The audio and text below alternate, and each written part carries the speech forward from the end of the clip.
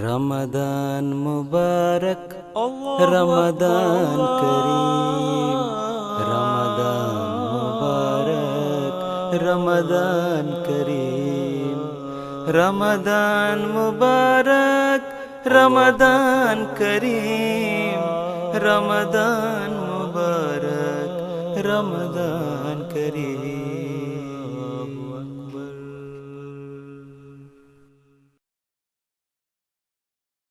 اعوذ باللہ من الشیطان الرجیم، بسم اللہ الرحمن الرحیم۔ اللہم صلی علی محمد وعلی آل محمد کما صلیت علی ابراہیم وعلی آل ابراہیم انک حمید مجید۔ اللہم بارک علی محمد وعلی آل محمد کما بارکت علی ابراہیم وعلی آل ابراہیم انک حمید مجید۔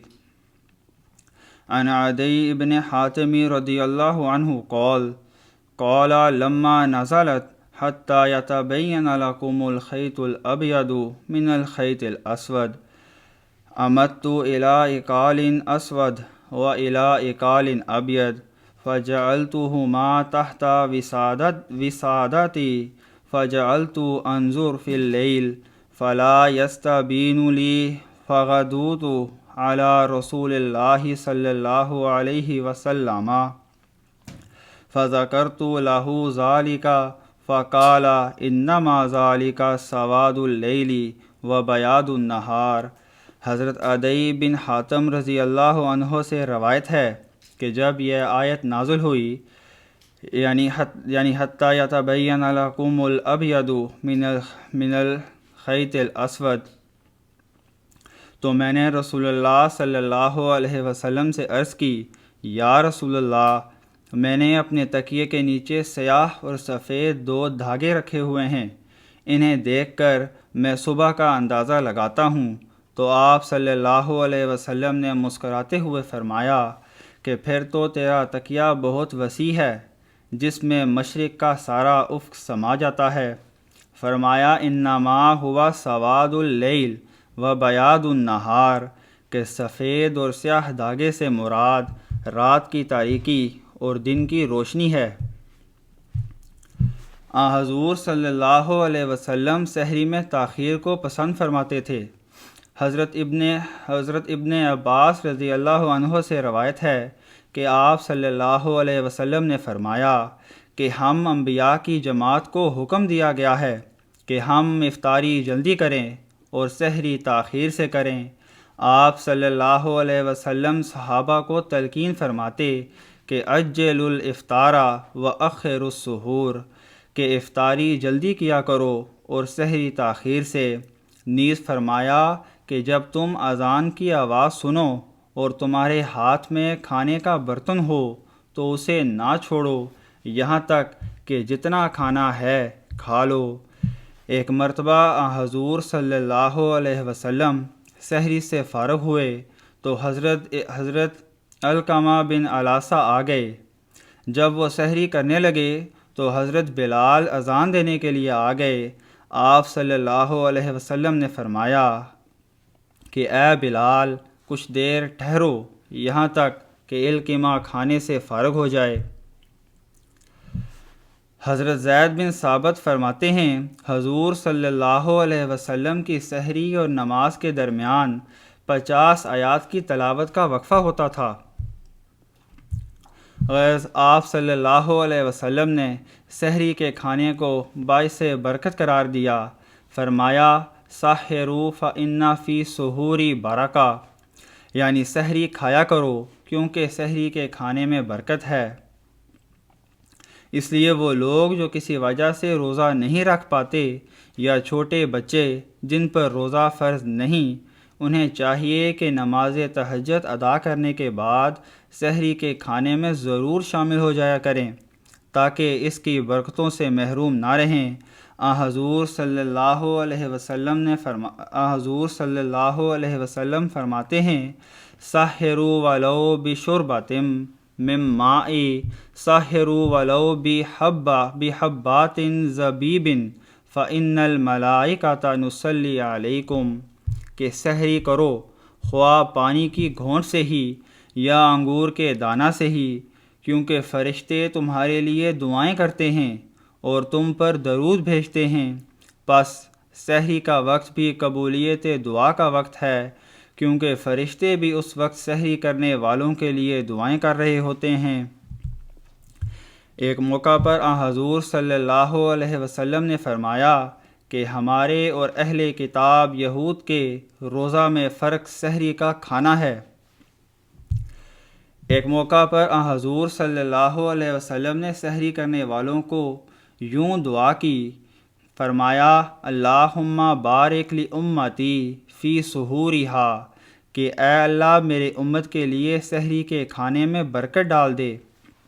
نیز فرمایا سحری تاخیر سے کرنے کا ارشاد ہے اور افطاری جلدی کرنے کا حکم ہے۔ حدیث قدسی ہے کہ اللہ تعالیٰ فرماتا ہے انا احب عبادی الیہ اعجلہم فطرا، کہ اللہ تعالیٰ فرماتا ہے مجھے میرے بندوں میں سے وہ لوگ زیادہ پسند ہیں جو افطاری میں جلدی کرتے ہیں۔ حضرت انس رضی اللہ عنہ سے روایت ہے کہ حضور صلی اللہ علیہ وسلم نے فرمایا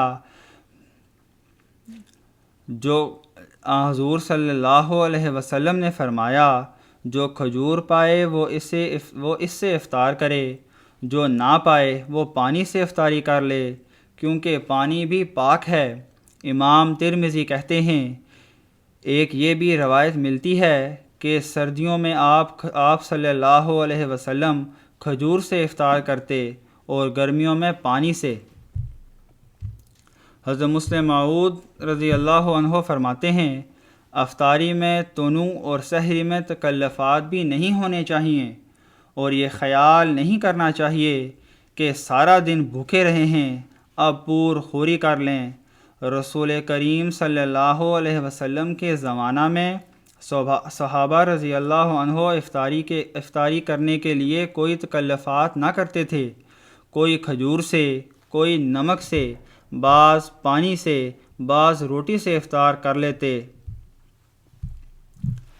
ہمارے لیے یہ بھی ضروری ہے کہ ہم اس طریق کو پھر جاری کریں اور رسول کریم صلی اللہ علیہ وسلم اور صحابہ کے نمونہ کو پھر زندہ کریں۔ افطاری کا وقت قبولیت دعا کا وقت ہوتا ہے۔ حضور صلی اللہ علیہ وسلم فرماتے ہیں کہ افطاری کے وقت روزے دار کی دعا قبولیت کا شرف پاتی ہے، پس اس وقت کو دعاؤں اور ذکر الہی میں صرف کرنا چاہیے۔ احادیث سے پتہ چلتا ہے کہ رمضان میں ہر روز افطاری کے وقت اللہ تعالیٰ بہت سے گناہ گاروں کو آگ سے نجات دیتا ہے، اور دوسروں کی افطاری کروانے کا بھی ثواب بیان ہوا ہے۔ فرمایا جو کسی روزہ دار کی افطاری کرواتا ہے اسے اس روزہ دار کے اجر کے برابر ثواب ملتا ہے، اور گناہوں کی مغفرت اور آگ کے عذاب سے آزادی بھی ملتی ہے۔ غرباء کی افطاری کا بہت ثواب ہے، لیکن ان افطاریوں میں ادھر ادھر کی باتیں کر کے قبولیت دعا کے قیمتی وقت کو ضائع نہیں کرنا چاہیے، نہ ہی ان افطاریوں کے نتیجے میں کسی قسم کا ریا پیدا ہو۔ آج کل ٹی وی چینلز پر افطاری کے وقت ضائع کرنے والے بیہودہ پروگرام نشر ہوتے ہیں جو ہرگز مناسب نہیں۔ نہ صرف وقت کا ضیاع ہے بلکہ برکت سے محرومی ہے۔